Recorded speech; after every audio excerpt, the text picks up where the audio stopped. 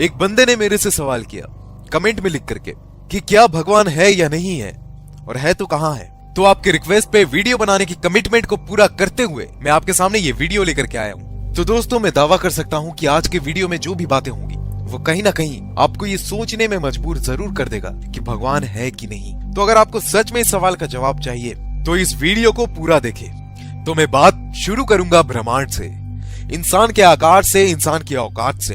इंसान कहां है, उसकी औकात क्या है, उसकी हैसियत क्या है, उसका वजूद क्या है। तो चलिए वीडियो को शुरू करते हैं।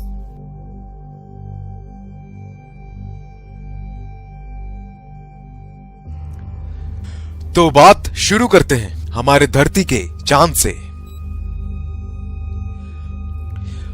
मुझे बताने की जरूरत नहीं है, लेकिन आप जिस तस्वीर को अपने स्क्रीन के ऊपर देख रहे हैं वो है हमारा चांद, यानी कि हमारा मून, जो कि हमारी धरती से 4 गुना छोटा है। और इतना ही नहीं, वो सेरेस और प्लूटो नाम के ग्रह से भी बड़ा है। उसके बाद बात करते हैं मर्क्यूरी की। मर्क्यूरी हमारे मून से बहुत बड़ा है। उसके बाद बात करते हैं ग्रैनीमेट की, जो कि एक और ग्रह है, वो मरकरी से बड़ा है। उसके बाद बात करते हैं मार्स की, यानी कि मंगल की, जो कि ग्रैनीमेट से भी बड़ा है। फिर बात करते हैं वेनस की, जो कि मार्स से बहुत ज्यादा बड़ा है। और फिर बात करते हैं हमारी पृथ्वी, हमारी धरती की, जो कि वेनस से बड़ा है। इसके बाद हम बात करते हैं तो केपलर, ये एक ग्रह है जो कि हमारी पृथ्वी से कई गुना ज्यादा बड़ा है। इसके बाद बात करते हैं नेपच्यून की, जो कि केपलर से भी बड़ा है। फिर बात करते हैं यूरेनस का, जो कि नेपच्यून से बड़ा है। उसके बाद सैटर्न, जो कि यूरेनस से भी बड़ा है। और फिर बात करते हैं एक और सितारे की, जो कि हमारे सैटर्न से भी बड़ा है। फिर बात करते हैं जुपिटर की, जो कि उस सितारे से भी बड़ा है। फिर बात करते हैं एक और ग्रह की, जिसका नाम है HD 100546, जो कि बाकी ग्रह से बड़ा है। और फिर हमारा सूरज, जो कि इन सारे ग्रहों से सबसे बड़ा है। फिर बात करते हैं साइरस की, जो कि हमारे सूरज से भी बड़ा है। फिर बात करते हैं पोलस की, जो कि साइरस से भी बड़ा है। पोलस के बाद आता है आर्कटुरस, जो कि पोलस से भी बड़ा है। उससे भी बड़ा सितारा है एल्डेबरन। और फिर उसके बाद उससे भी बड़ा सितारा है रीजल, जिसे ब्लू सुपर जायंट भी कहते हैं। उससे भी बड़ा है पिस्टल स्टार। और उससे भी बड़ा है एल्टेरेस, जो कि एक सितारा है। उससे भी बड़ा है बेटलग्यूस। और फिर उससे भी बड़ा है कैनिस मेजोरिस। और उससे भी बड़ा है यूवाई स्कूटी। ये सारे सितारे हमारे ग्रह से काफी बड़े हैं।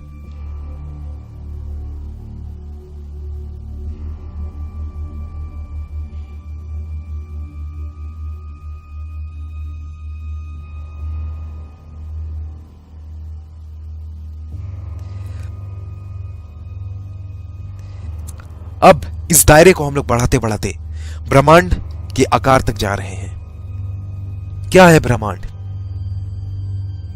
कितना बड़ा है ब्रह्मांड? जरा देखिए आप इसे, तो शायद आपको हकीकत का पता चलेगा कि हम लोग क्या है, इंसान क्या है।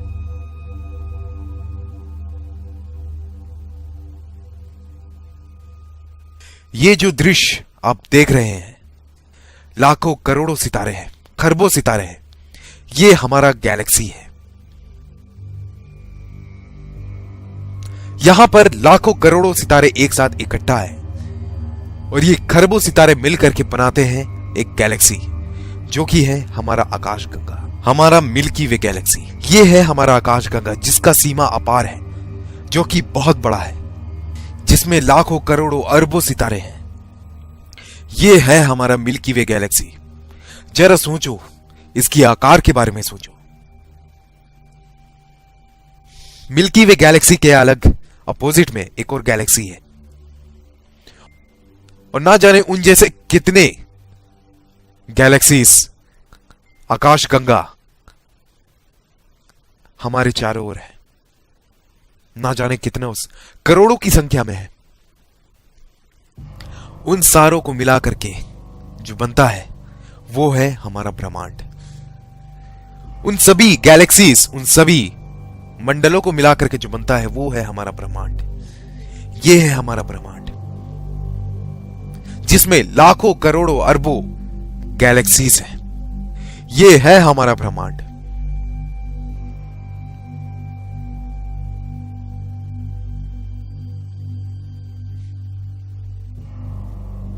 ये है हमारा यूनिवर्स।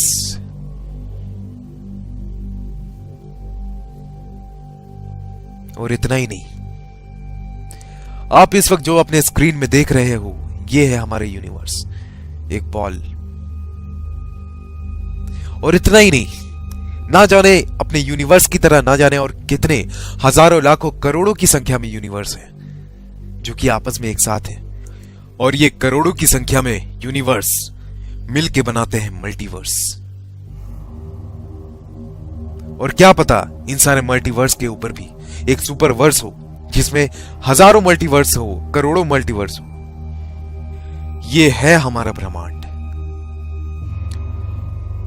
अगर यहां से माइक्रोस्कोप लगा करके भी देखा जाए तो तुम नहीं दिखने वाले, कोई नहीं दिखने वाला। इन सारी बातों के अलावा अगर मैं बात करूं तो क्या कभी सोचा है कि ये कैसे आया होगा, कहां से आया होगा? ये ब्रह्मांड बना तो बना कैसे? इतना बड़ा स्पेस, इतना बड़ा जगह कैसे चल रहा है ये?